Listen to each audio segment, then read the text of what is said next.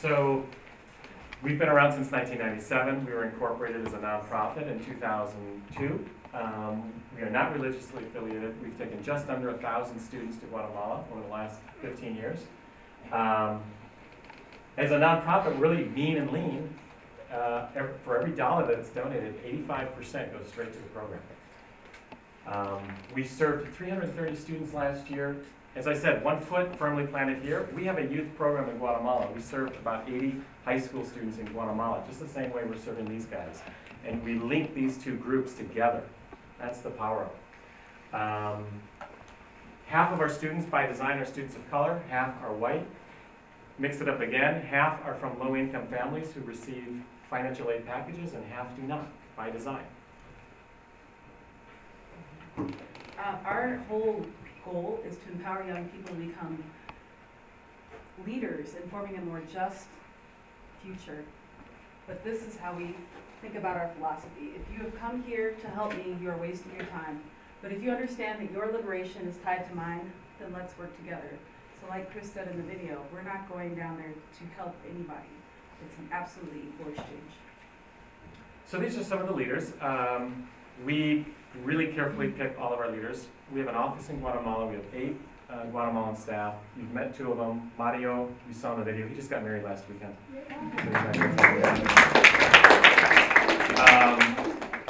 It was a lovely event. And then we have 6 junior leaders who are between the ages of 19 and 25. Here are some of the folks that went on with us. People like history teacher Chris Twombly, Spanish teacher Tricia Nielsen, Spanish teacher Noah Zeichner, all teachers from Seattle Public Schools and the schools around the area. And then you've got, there's Maria Fontana, also another Fontana. You've got Sandra, there's some of our junior leader staff. My mom, who's been an educator of this is years, also goes on the trip. I mention this because she and my sister takes her 2 children, my nephew and niece, on the summer trip. That seems to make a lot of moms feel a little bit more secure in sending their children on this trip because, well, we do the same. So it's a 6-to-1 ratio. There's 6 kids, every 1 leader. Everybody gets, not everybody, I'd say about 85% of us get CPR and first aid trained. Anything else you'd like me to tell you about the leaders? You can come back to it. So we stay in homestays in San Miguel Escobar. San Miguel Escobar is a small village. Actually, it's my hometown. I born and raised in this place. And so the families live there, and of course they have a lot of experience because they work with another organizations like Global Visionaries, taking students from another countries.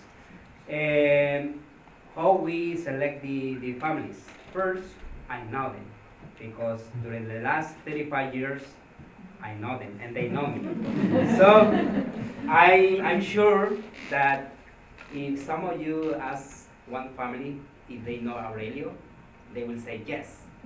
And probably they will say, I know him because he's one of the kids who usually plays sport or plays soccer in the street with other kids without shoes. Because I wear my first pair of shoes when I was 7 years old. So I play a lot of soccer in the street. So that's why they know me. So and they receive your kids. That's why I can say they will take care of your kids. So don't worry about the family. They are going to stay, right? Do they get paid for hosting it? Yes, they. It's not a primary income for any of the families, but they really they use it as a secondary income, but it's great for them. It's very useful. Okay, so if you have any question, please let me know. So I'll say a few more words. We always do evaluations at the end, right? The students evaluate them. We work with the same families year after year. And Antigua, how many people know about Antigua, Guatemala? Not very many. Okay, so Antigua, Guatemala is a United Nations World UNESCO, how do you say that? World Heritage Site. You can't change any of it. It still looks like the 1600s. There's about 33 old churches. There's more than 50 language schools. So every year, hundreds of thousands, tens of thousands, close to 100,000, or probably more now, Already more. Yeah. come to Antigua every year to learn Spanish. So we get the best of both worlds. We are about 10 minutes outside of Antigua, so we're out of the tourist fray, but we get the benefits of being in the Antigua area, which is by far the safest part of Guatemala and one of the safest parts of all of the Central Americas. Are there any non-Spanish languages spoken? In the trip, No, just in Guatemala. they speak Spanish. So Guatemala has 23 different groups or 23 different languages, but more of them they speak Spanish. Yeah. Is it primary language or second language? This is it depends. So in some village is the second language, and some village is the primary language. Do you speak any of the I languages? speak Spanish in some words, but just words in another language. Yeah, Sandra. she Okay, is so the master.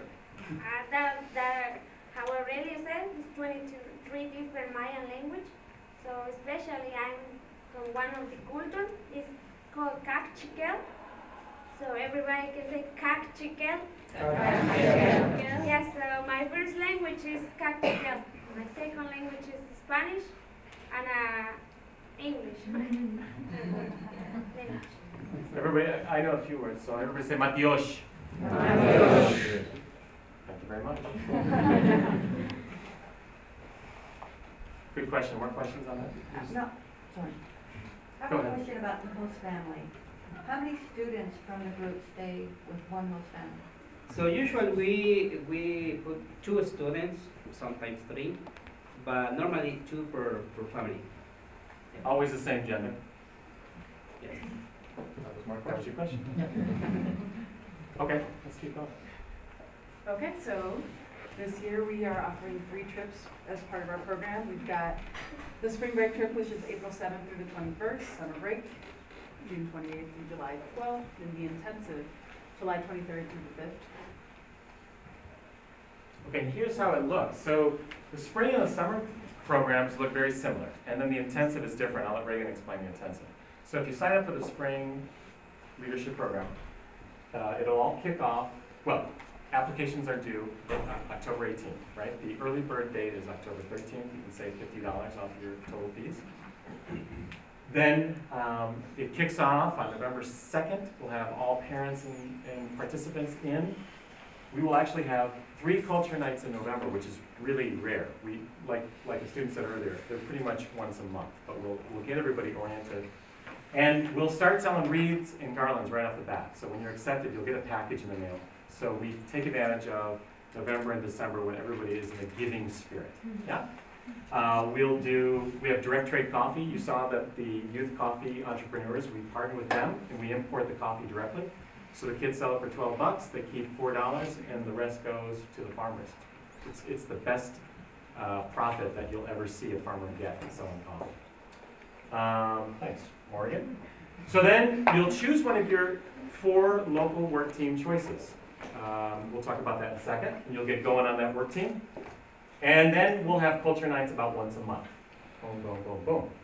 At the end of January, right after final exams are over, we'll have our 3-day retreat on Vashon Island. Remember that from the video. Okay? That's where, at the end of that, everybody's like, oh, this is so great. I didn't feel like I knew you, and I thought you were X, and I thought you were Y at the first culture night. Then by the end of the retreat, everybody feels like a team, like a family. It's pretty cool. Then we'll have our pre-trip meeting with all the parents, and we'll go April 7th, right, for 2 weeks. We'll come back and we'll have a 1-day post-trip retreat from noon to 6. The kids will get a re-entry workshop, and they'll start telling stories, and it'll culminate at 6 p.m. We'll have at one of the parents' houses a pizza party and storytelling sharing. It's really powerful. It's great. Then the students can join the youth board if they want to. That's spring. And work teams. Okay, so this applies to both spring and summer program. These are the 4 work teams. Morgan, I'm going to say a word. So you can choose Earth Corps. That meets 1 Saturday a month. So for a total of about 32 hours over the year. So about 5 or 6 Saturdays. You got Local Roots, working with an organic farm. You want to say a word about that? Yeah, so I did local roots, and we meet, like what Chris said, one Saturday a month, about, give or take. There's some holidays where you don't meet. But basically, you get to go up to a farm in Carnation, and you get to actually go through the whole process of planting different kinds of vegetables, and they grow everything organic. And then one thing that I learned while I was on local roots was that there's a lot of farms that can go by, like, have the organic label, but it doesn't necessarily mean that they don't use pesticides. So I learned a lot on my local roots experience. And you were saying that like in the beginning it stunk. Yeah, it's really difficult at first. It's pouring rain and it's not very like fun. I'm just like, why did I sign up for this work team? There's other kids that are doing interning and just calling people in the office.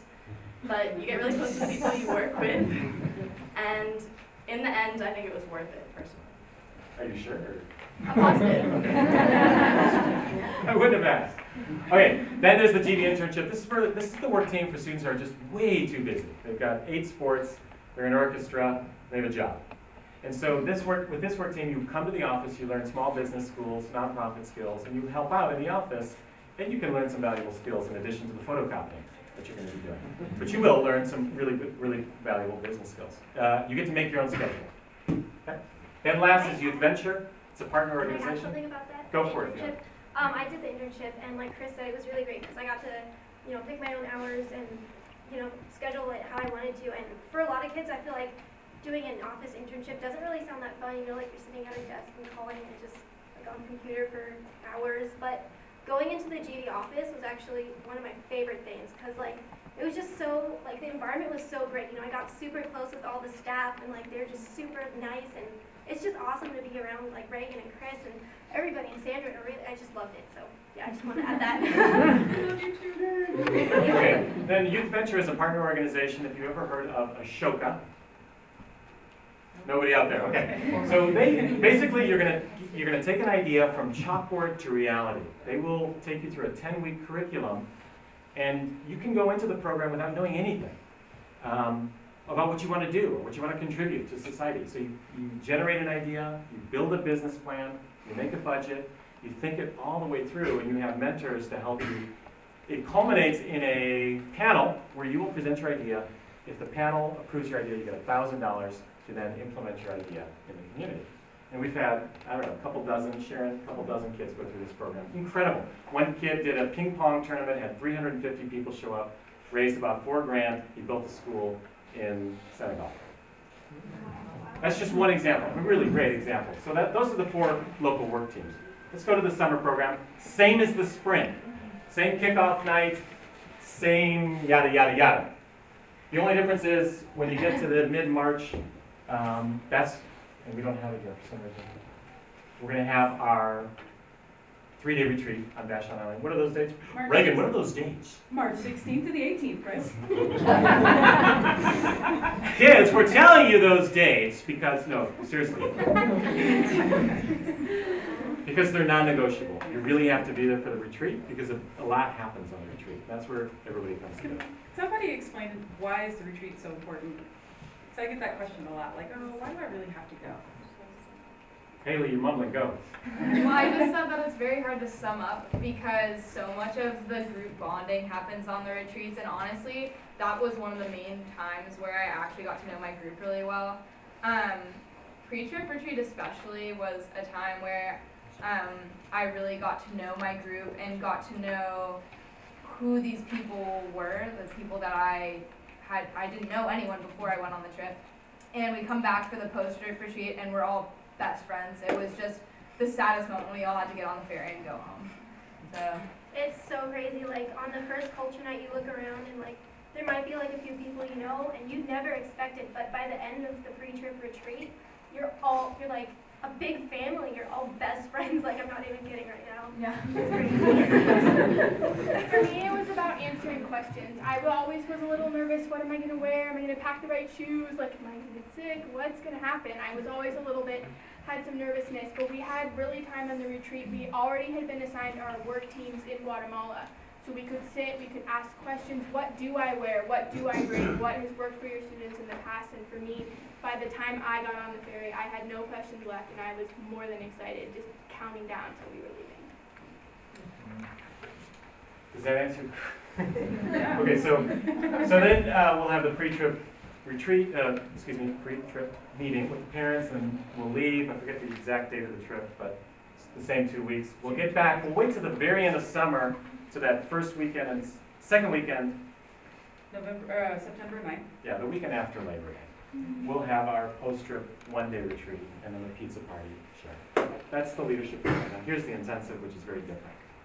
Okay, I get to talk about the intensive because I took the intensive this year. It was an amazing experience. With the intensive program, as you can see, there's a lot less stuff in between when you fill out the applications in October and when you actually go on the trip. Part of why we chose to do this program, it was a pilot last year, was because we met some amazing kids who wanted to take part in GB, but had some kind of commitments where there was no way that they were going to be able to do the 28 hours of community service and attend the culture nights. So we thought, well, we still do want them in our program, we still do want them to come to Guatemala. Is it worth it to do the trip? And the answer after the intensive is yes. It's absolutely still a great learning experience. It's not the same as the year-long program, as you can see. But you do still have a 3-day workshop before the intensive, which would be about 2 weeks before you go on the trip. And then you go on the trip, basically. And can I add something? Sure. I was going to say, one of the other differences between the intensive and the regular trip is that it's smaller. We intentionally have 2 cohorts of 15 kids, so the kids will get really close in a short amount of time. And also, we don't split them off into 3 different work teams. We actually rotate them through all the work teams, so they get the opportunity to experience everything. There's kids that can come from anywhere. So we had a young man from Chicago in the intensive last year, and he's actually going to come back as a junior leader this year. So if you have friends around the country, it is open to them. And there's limited financial aid package for the intensive. And there's limited spots. There's only 30 spots, whereas in the leadership program there's 84 spots. Okay, so it's harder to get into the intensive. Is the length of this program the same as the regular program? So the question was, is the length the same? The trip is just 1 day less. So basically it's still 2 weeks. It's 14 days, whereas the leadership program is 15 days. Cool? Okay. John, let's have you come up. We asked John to come tonight. He's Morgan's dad. And it's nice to just be able to talk parent to parent. So give it up for John.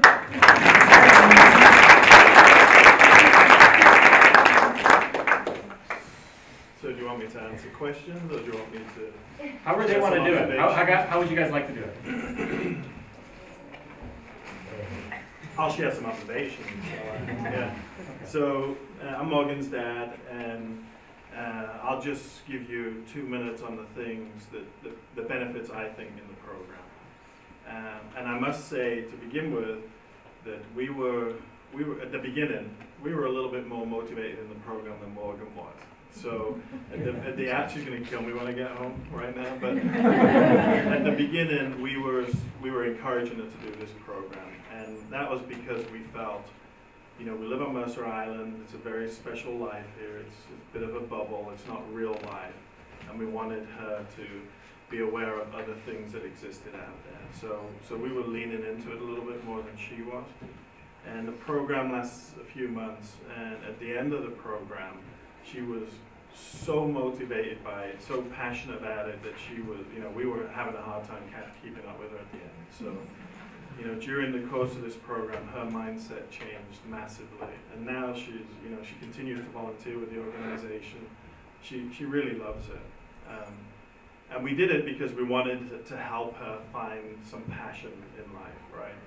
You know, the school, and that's important, but I think personally, what's more important is finding out what you really like in life, what you're going to get really passionate about, and then going for it. And so we thought our job as parents was to get her exposed to different things, to try and sort of spark that passion. And Global Visionaries was one of those, and it really worked for Morgan.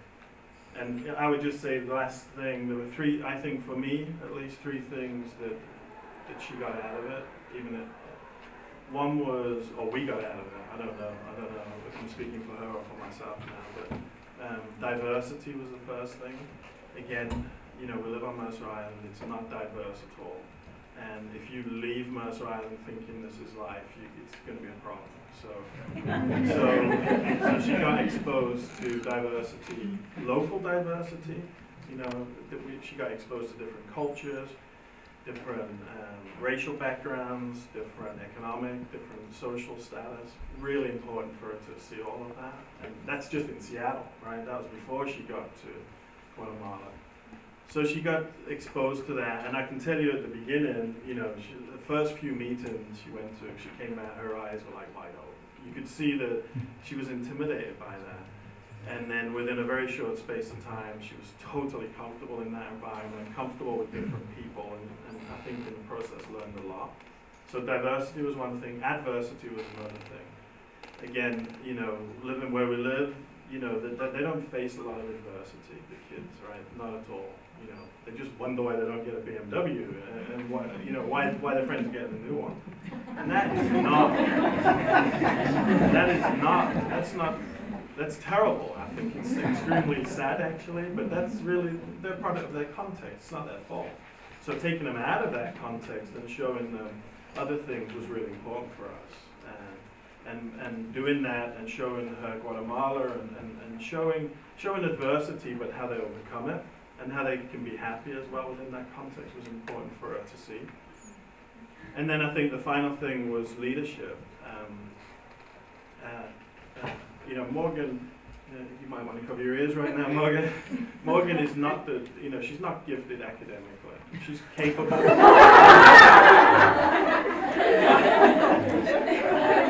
She's super smart. She's got street smarts. She's entrepreneurial, but she's not that interested in school. And one of the things I'm trying to help her understand is school's important because it gives you choices. But I think what's more important for me personally, because I'm similar to Morgan, is that I think if she's able to take her social skills, her entrepreneurial skills, her facility with people, her warmth, if she's able to take those and start applying them, she can do whatever she wants to.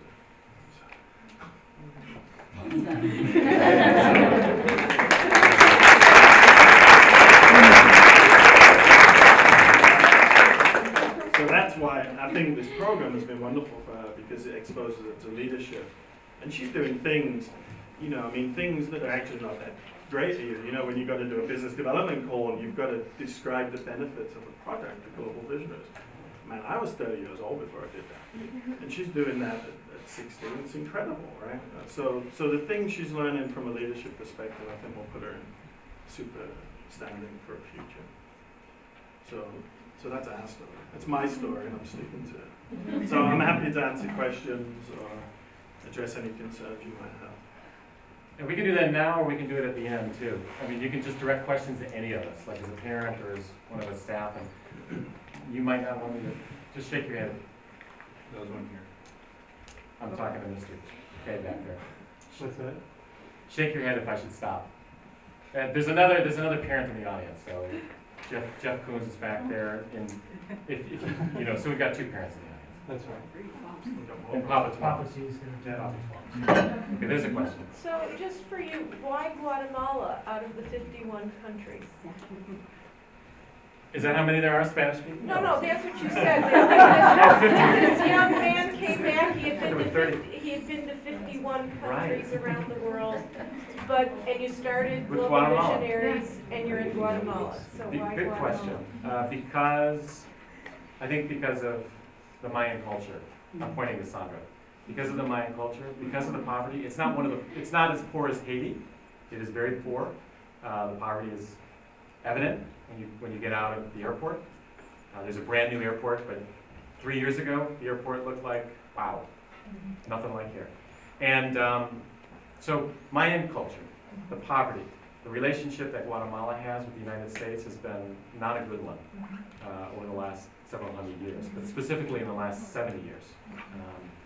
And so there's an opportunity for us as US citizens to learn about our history so that we can not make the same mistakes of the past. Originally, that's why. And then, you know, little did we know 16 years ago that we would be founding a 501c3 in Guatemala, have just as big of a Guatemala staff, and be serving Guatemala high school students. That all grew out of this notion of, wait a minute, if we're just sending US kids to Guatemala, it doesn't make any sense. We're just like any other group. We're going to help.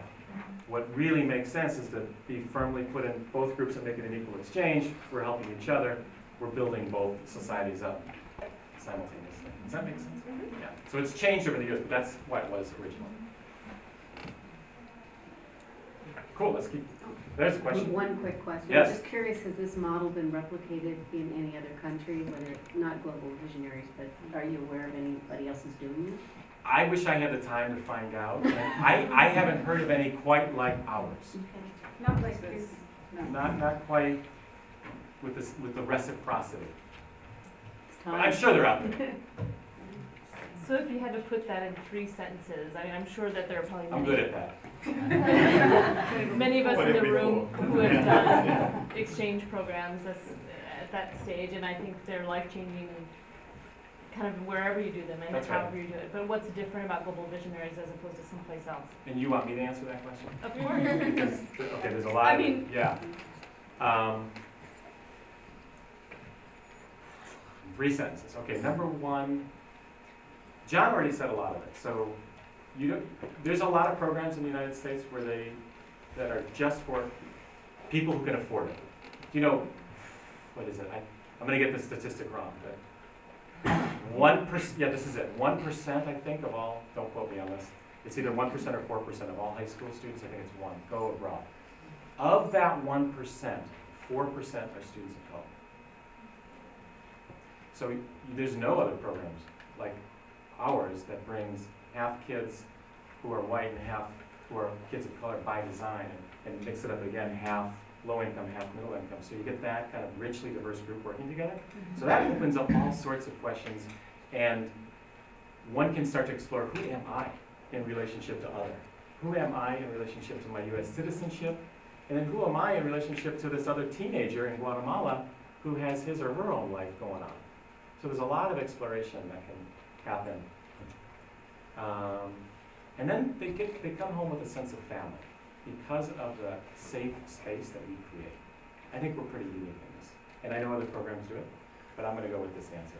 That, and you guys can corroborate or not, but this space where they start to feel they can be themselves. They don't wear makeup, they don't bring their cell phones, they don't bring any of that stuff with them, and they can just be who they are and explore what is the meaning of their life, and what do they want to make out of their life? How do they want to contribute in the life that they've been giving towards this planet and towards their communities?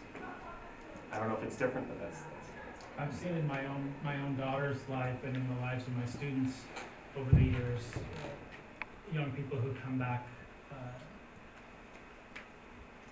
ready to advocate for themselves and for others, to come back activated and looking for opportunities to lead and to grow and to continue that. It's not something that they put in the rearview mirror and look through the photo album. You know, Maddie's driving over to Mercer Island to hang out with Lena on the, you know, to watch the Blue Angels, and groups are getting together at Green Lake to hang out and talk about what they're doing, you know, in their schools, and thinking about those sorts of things. The diversity that John talked about within Seattle. My daughter's Seattle got bigger immediately. It's not the little West Seattle that she lived in, which has been very comfortable for her. But just that sense of being activated and wanting to go out into the world and look for opportunities to make change or make connections or partner with other people has been, as a parent for me, just amazing to watch my own daughter. And she's played sports and she's involved in school, but to see her start to think about that bigger picture has been really powerful. I'll say one more thing, the holistic curriculum. So you start to see students do critical thinking. Everything in our program is peer-to-peer taught. A student at the other night, we did a presentation at Chief Sealth. He said 90% of what I learned in Global Visionaries, I learned from my peers. Maybe 10% I learned from what older people taught me. So a lot of these young people are on the youth board, and they're sharing their experience. So those conversations that we have about oppression and racism and how to be an ally to end racism, etc., those are facilitated by Youth for Youth who have gotten professional development training in that content area and in facilitation, so that the conversations are very real. That's different. And one last thing, that holistic thing, where there was really, I know. One word, youth leadership, youth empowerment. When my brother saw that video, I got a call from him and said, yeah, I got one word for you. One word.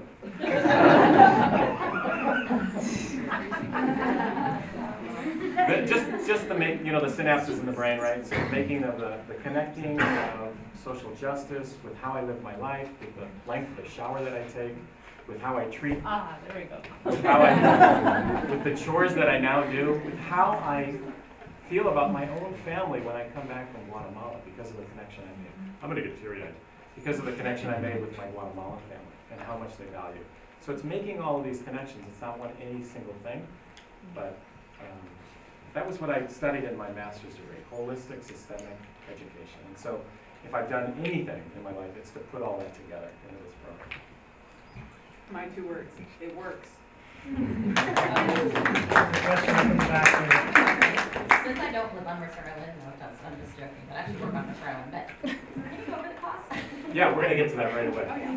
We're going to go over cost. So just slightly before we get to cost, clearly there's a lot of benefits to our program, but some of the tangible ones are that you can fulfill all 60 of your high school community service hours with us, unless you do the intensive, in which case it's 42. And you can also receive up to 13 of the cheapest college credits you're going to get, parents. Well, the dollar figures are on there, but seriously, it's a very good investment. And those we're an accredited program with Seattle Central Community College. So we give you the forms, but you just pay them directly. Global Visionaries will grade you, and you can apply these credits to Stanford accepts them, University of Washington accepts them. For your general, I know, look at all the faces in the audience. Yeah. For general education requirement credits for your 4-year degree. I know it sounds too good to be true, but it is. Okay. So here's your question, costs and fees. So the program cost is done by sliding scale. There is not a set fee, right? Because half of our students get the financial aid package. So here's how it works. You could pay as little as $350, period. You could pay as much as $29.90 plus your estimated airfare. Reagan, you know what? We took out that slide of the 6 foundations at the beginning. So this is the first time they're hearing about this. Everyone, regardless of income, regardless if you get a financial aid package, everyone makes a philanthropic commitment. So we feel that one of the pillars of leadership is philanthropy. So what is philanthropy? It's literally a Greek word that means love of people, right? Philanthropy. Love of people, it's people who are putting their resources and money towards a cause. We feel that's one of the pillars. So we'll ask every student to make up their own philanthropic commitment. They get to choose it. And it goes right into the schools, right into the forests that we reforest. We've built 19 schools since 2005, and we've planted 17,000 trees since 2005. So they choose their own philanthropic commitment between $100 to $750. So even the student who pays $350, if that is their financial aid package, will still choose a project fund or philanthropic commitment to fulfill. Let's go to the next slide. Question. Yes. Philanthropic commitment means they raise that money and then they commit it to something? It all gets put into a pool, and then it goes towards our Guatemala school building, the program. You can see some of it here. The program, the Guatemalan youth can't afford to be, we can't afford, we just simply can't charge them, right? So we underwrite all the funding of the Guatemalan youth program too. So, did that answer your question? No, I'm trying to understand is, so if there's a philanthropic commitment, does that mean the participant raises that much funding to go to something? That's right. Okay. So, Say again. Is that, I think, is that the Christmas wreaths? All the fundraising Well, so the fundraising, is different. the kids will talk about their fundraising. No, it's the same.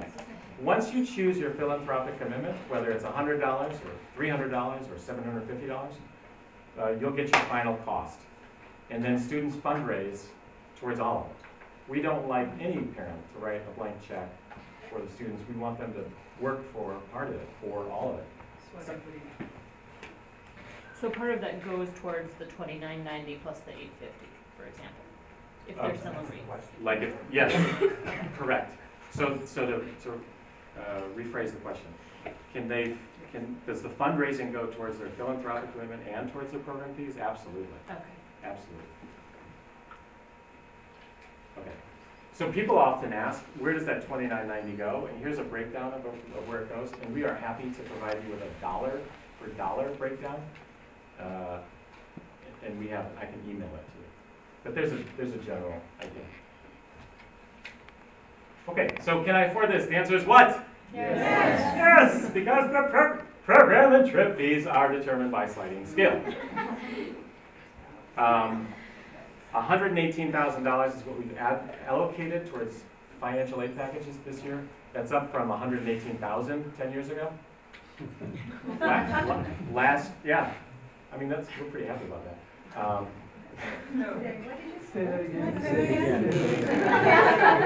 This year, for this upcoming year, we've allocated $118,000 just towards financial aid packages. That's up from $118,000 10 years ago. So you didn't have We didn't have financial aid 10 years ago. So we've through the years, we've grown our... I didn't mean it to be cutesy. It just came out that way. Last year, we had $85,000. So you can see each year we increase it. Right? We want to reach more and more youth. So how does financial aid work? Well, first of all, it's based on income, not grades. There's a joke there I'm not going to say. We've already gone there. But we want students who are failing, we want students who are getting C's, we want students who are getting A's. It has nothing to do with that. You fill out a financial aid application that's part of your online application, and then on October 12th or 19th for this year, you're going to come to our financial aid night and you'll get your financial aid package. You'll walk out knowing exactly how much you'll pay each month. So let's look at 3 examples. Here's a family who earn less than $40,000 a year. That's the range of the financial aid package they'll get. So that's including their fees and the airfare. Here's a family who makes $40,000 to $70,000. There's the range of what they'll get. And then here's a family who makes $110,000. We'll give partial financial aid for folks who earn up to $110,000. You can get $270 off. Yeah? Questions there? Okay, let's move on. Is that the only consideration, is income? No, because every family is unique. So there's a narrative section on it. Maybe you just lost your job. Maybe you're going to be laid off in 3 months. Maybe there's medical bills. Every family has its own circumstances. So we'll look at number of dependents. We'll ask you to bring in your most recent I-1040 form. And then you'll sit down with an interviewer and you'll work out the details. Now we're only asking for financial aid information, your financial information for people who are applying for financial aid. If you make more than $110,000, you most likely will not get any financial aid. Got it? Okay. I'll do safety and rules, and then we'll talk about how do you apply to the program. And then kids can tell some more stories. Okay, safety. I put this picture of my nephew up there to remind me that my nephew and niece, who's 10 and 5, have been traveling with me for the last 10 and 5 years. We had a parent the other night remind me. She said, "Chris, does your mom still travel with you on the summer?" I said, "Yes, she does." She said, "Because that's why I let my daughter go." So, okay, so the safety talk is like this. We've been at this for 16 years. We've served just under 1,000 kids. We have an excellent safety record. Safety is always our first priority. If we have to make a choice between safety or fun, safety would always win. We do smart things like smart travelers. We never travel at night. When The kids arrive at Guatemala, they are chaperoned 100% of the time. So when they get to their homestay family, they're dropped off by a GD leader, and then they're in the family for the night. They don't go back out. They don't even go back out with their families. Here are, I think, 4 unbreakable rules. Attempting to use or pursuing or using of any illegal drugs, alcohol, cigarettes. Attempting to leave or leaving the homestay without a GD adult leader. Clicking. You know, we talked about really making everybody feel safe and comfortable and they can be who they are. So any sort of clicking. And of course, we'll talk to you first, but there are no clicks. Everybody feels super welcome. Yeah? We had some really interesting kids on a summer trip, and every single one of them felt, everybody felt like I am one with this group, I would say, yeah? Disrespect or being a bad ambassador. Okay, so those will get you, we'll ask you to leave the program anytime. Here's a couple of things we've had to deal with over the last few years, just to give you an idea. We've sent 4 students home early. One was way early, got busy on the drink cart going up and down the aisle. This was like 10 years ago. Got busy on that. That was before he arrived at Guatemala. I think that was in 2001. We had 2 students who tried to go out one night, and the homestay mom was crying in our office the next morning. Why? Because she had worked with us for years and she knew the result. We sent the 2 girls home the next day. And she loved them. Lovable girls. They just shouldn't have tried to go. Accidents. The worst accident actually happened to me.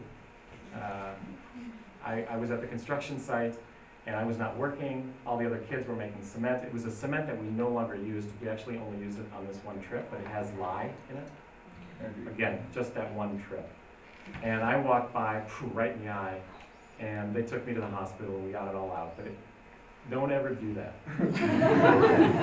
That's the worst. The Guatemalan staff calls that the incident. That's the worst we've had to deal with. We've taken 2 kids to the hospital just to get rehydrated.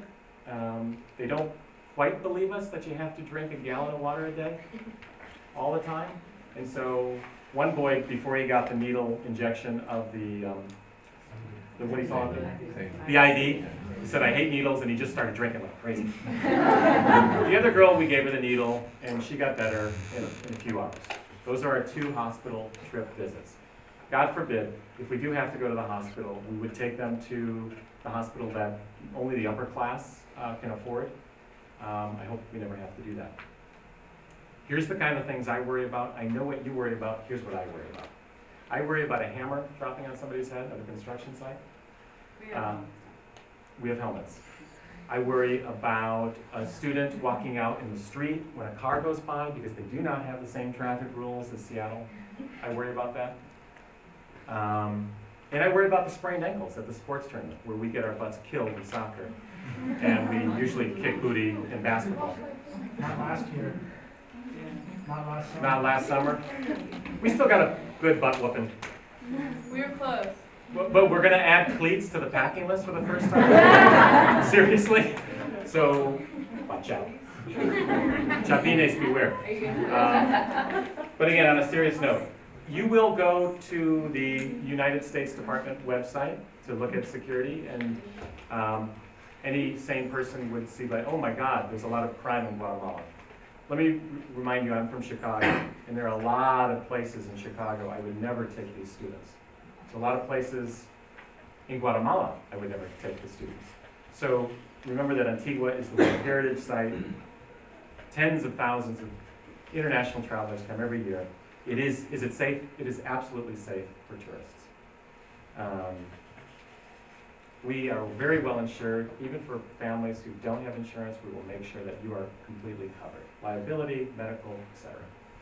And we get the extra special super emergency medical travelers insurance on top of our insurance policy. God forbid, just in case. We hope that we can continue another 16 years with the same record that we've had for the last 16.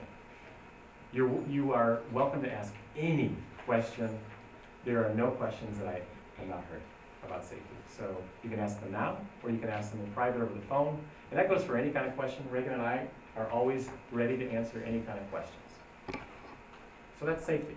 How far is it, the hospital? You said that upper class hospital from where there's all the students are? 5-minute drive. So it's in the middle of Antigua. There's 3 hospitals there. And they're within, well, driving fast, probably 4 minutes. But 5 minutes. Okay, Yeah. And are we allowed to communicate with the kids during the 2 weeks? The question is, can we communicate with the kids during the 2 weeks? Yes, 1 phone call. Seriously, because it's really immersion. It's really about immersion. Now, you know, if something happens, like there's a relative who's sick, or there's extraordinary circumstances, we'll make a difference. But we do 1 phone call in the middle of the trip, and then Reagan always sends emails home from the trip. Every day there's 3 trip leaders. We haven't even talked about the leadership components of the trip and how that might look, but they will write journal entries, and we will feed you these beautiful journal entries every other day.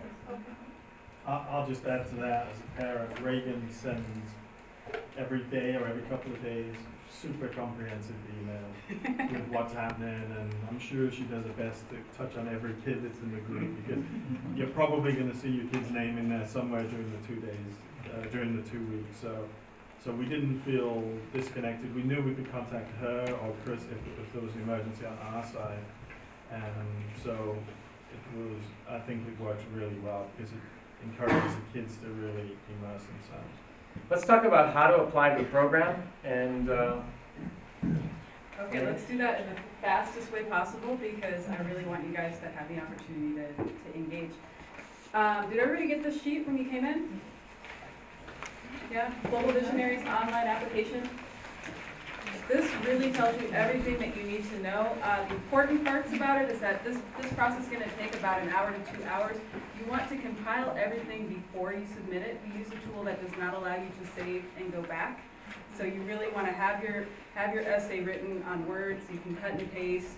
Have your personal information, your parents' personal information, your medical information, all of that at hand while you're filling out this application.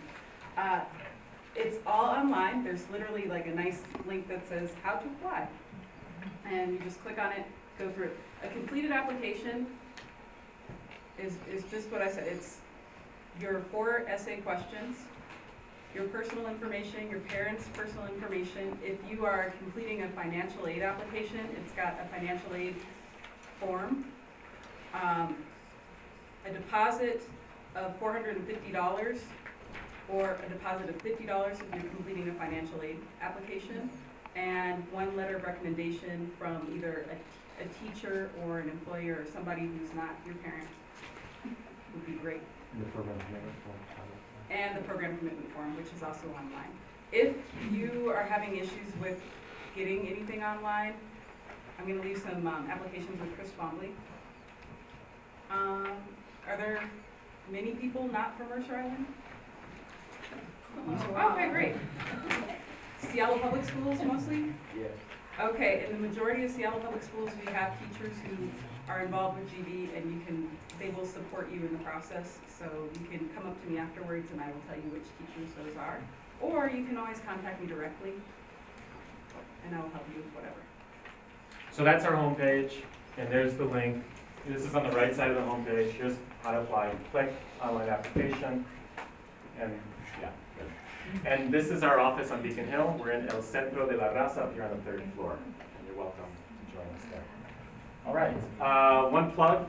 Rick Steves is a huge supporter. Some of his staff got together and designed an Experience Guatemala program for Global Visionaries. And so if you parents are out there salivating, this Thanksgiving the trip is full, but we'll have 2 trips next fall. And it is the best of experiencing Global Visionaries with the savvy, the know-how, the style of travel that if you've ever taken a Rick Steves tour, you've grown accustomed to. And so with Rick Steves tour guides and Aurelio and the Guatemalan staff, you'll be treated to a pretty extraordinary experience. And that's available for all ages. Does it give some back to Global Visionaries? Yes. There's $1,000 that are part of your fees. That's a tax-deductible donation that we will put towards scholarships and towards our Guatemala youth program. Okay, so share some stories. Or ask some questions. Yes, either one. I have a quick question for the students. Just trying to decide between the April trip and the summer trip. Like, did you feel like missing a week of school was difficult, or did anyone go in April? Yeah, so I mean, if one's on spring break and then the next week was. Yeah, It's not on spring break, Oh, okay, that's true. It depends. It depends on which school you go to. If you go to Seattle School District, you only miss a week. If you go to Mercer Island School District, you miss 2 weeks. And I go to Mercer Island, and I missed 2 weeks. And at first, I was a little bit worried that I was going to have to make a bunch of work and that there was going to be a bunch waiting for me when I got home. But I got home, and my teachers were actually really understanding because they kind of understood that it wasn't a program where I was just going on vacation for 2 weeks. Like, I was there working, and I was there for a purpose. And so when I got back, a lot of the stuff that I had to make up was excused, or they would come up with something else for me to do over it, and they were really understanding about how long I had to make it up too. So it wasn't too difficult. And for the record, for the Mercer Island parents for the 2 weeks, the school administration completely supports the trip and has encouraged teachers like myself to work with the students. Most of the students that I've taught have gone on the spring trip, so they've missed 2 weeks. And the teachers here, I think, are very flexible about, as Morgan says, they're working with the students and being proactive. And part of that is GB encouraging them to talk to their teachers early and get that done. I did, for example, in my English classes, I allowed students to do a lot of journal rights and things of that nature when they were there. Counted that, as part of my curriculum for those 2 weeks. So the school is definitely invested in the trip and with the administration and the teachers, and will do everything possible to make that happen. 2 weeks does seem like a long time, but we've made it work. How much Spanish did you learn? How much Spanish did you learn? So much. So I literally started out, thank God my roommate knew a lot of Spanish, because I was like, okay, I can catch a few words here and there. By the end of the first 2 days, I was able to hold a conversation with my host family. By the end of the 15 days, I was having full-on conversations where I completely understood what they were talking about. And through the language school, which helps a ton. And just through the conversational pieces, like we talk to the Chapines on the buses, and the Chapines are the Guatemalan counterparts. And basically you're speaking so much Spanish here, you're like, okay, I don't know what that word means, what does it mean? And then they tell you, and it's total, like, okay, now I can hold a conversation and I'm confident in it. So it's a huge part. Is that true for all of you? Yes. Yeah, I didn't actually learn that much new Spanish, but I definitely became much more comfortable with making mistakes, and I was a lot less afraid to just try and speak Spanish, even if it sounded awful, because they usually can understand you. And just spending 15 days where you're kind of forced to speak Spanish, or at least try, you get a lot more comfortable, and you just don't really care if you make mistakes anymore. You're still trying. Any thoughts about going on this trip when you're, finishing your freshman year versus sophomore, junior year?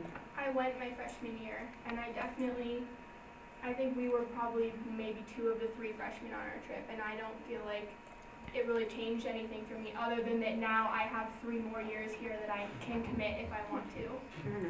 Thank you. And on the Spanish language question, as a former Spanish teacher of 13 years, I got 181 school days. Subtract the fire drills, the assemblies, the absences, and you get about, and I was a strict teacher, you get about 150 hours, maybe, of immersion. And we did the tally, and if you really push it, like a lot of these kids do, you can get almost 200 hours of immersion. A lot of them actually skip. If they're in the 2nd year, they can go to 4th year. Without even exaggerating, a lot of them actually skip the year. And you don't have to go in speaking fluent Spanish at all. I have people that went on the trip with us, and they didn't speak any Spanish going into it. And they took French at school, but they still went on the program, and they still learned a lot of Spanish while they were there, and they could still communicate fine. Go for it.